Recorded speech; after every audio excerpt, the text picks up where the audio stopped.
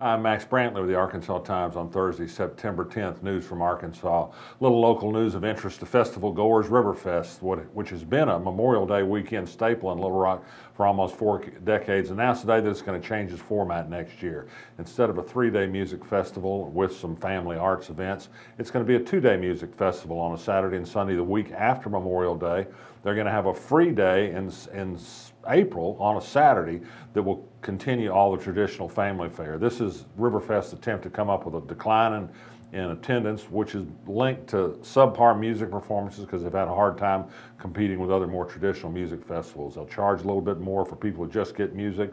The family will still have their day and it'll be for free. We'll see how that works out. I said yesterday that Connor Eldridge, the Democratic candidate for U.S. Senate against John Bozeman, would try and strike a centrist tone like Mike Beebe in running for office. Boy, did he make that clear in some interviews yesterday. He opposes the Iran nuclear deal. Wouldn't say if he would have voted for Obamacare, wants to fix a lot of things that are wrong with it, says we need to secure our borders, wouldn't say that he supported abortion rights, wouldn't say that he supported same-sex marriage, just says we need to move along now that the court has ruled. One of his previous employers was Blanche Lincoln. She tried to make a run from a centrist point of view 6 years ago, didn't work too well. We'll see how it works out for him.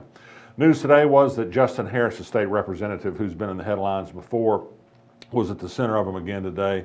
A driver of a van to his preschool, Growing God's Kingdom, left a child in a car for almost 5 hours. Fortunately, the day wasn't as hot as it sometimes can be in September. The child survived. Justin Harris will be investigated by DHS and the police for whether his school is being operated properly. It's a terrible accident that can happen, although it shouldn't happen.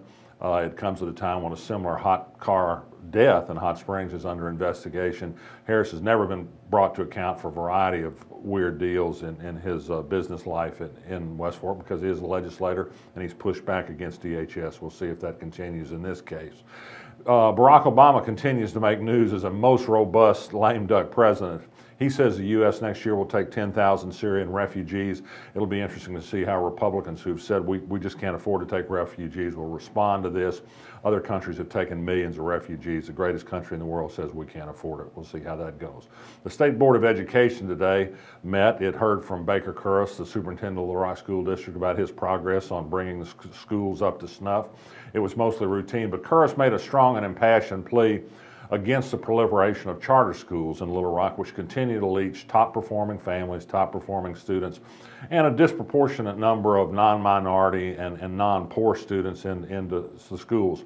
On his mind now is a big plan by Lisa Academy to expand in western Little Rock, which is rich with well-to-do white students who don't want to go to Little Rock School District. You can predict what will happen if they get several hundred more seats. Curris is sounding the alarm. Will he be listened to? We'll see. Mike Huckabee was in Conway today. He continues to preach civil disobedience. He says clerks just shouldn't issue marriage licenses if there's a way not to do it. The rule of law means nothing to Mike Huckabee. Religion trumps. A great long read posted today on Talking Points Memo. You can find the link on Arkansas Blog about the Bill Goddard Ministry and the Institute for Basic Living Principles.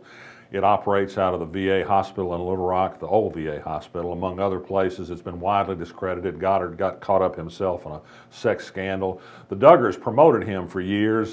He promoted the Duggars. They had a mutual admiration society. Josh Duggar went there for supposed treatment of his wayward ways and sexual molestation. It's a frightening account of the way Goddard ran this thing, sexual harassment, mistreatment of women, just a litany of horror stories being told by people who were inside the machine. Interesting.